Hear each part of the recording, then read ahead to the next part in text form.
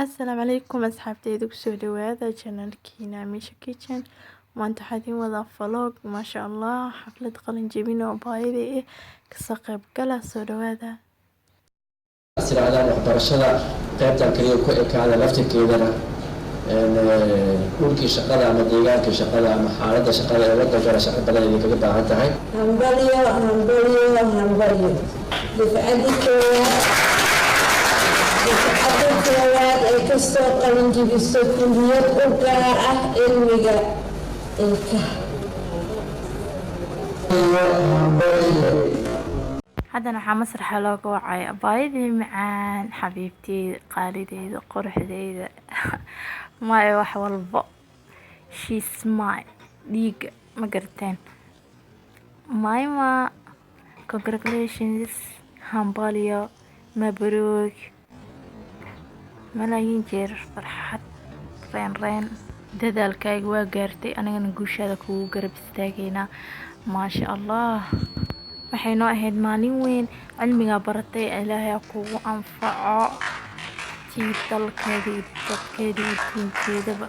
wuxuu qabataa la ka dhigay dadaalkaagana meesha ka sii wad wax badan ku sugayo wax badan waa soo dhaaftay maasha Allah had kadib waxa sugnaa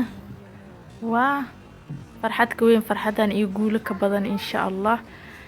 talaab kastoo qaadaysana ilaahay ha kula garab galo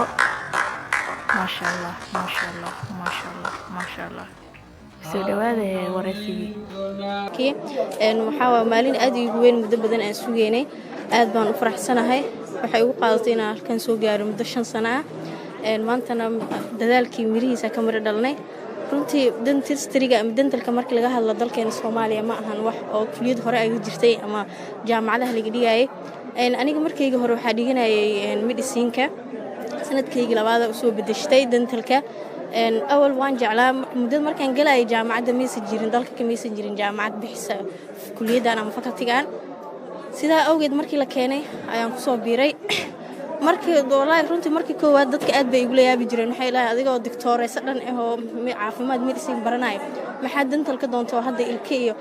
ilig kaliya la baranayo la bixinayo marka ma fahansana heerku gaarsiisan yahay iyo sida uu waasacsan tahay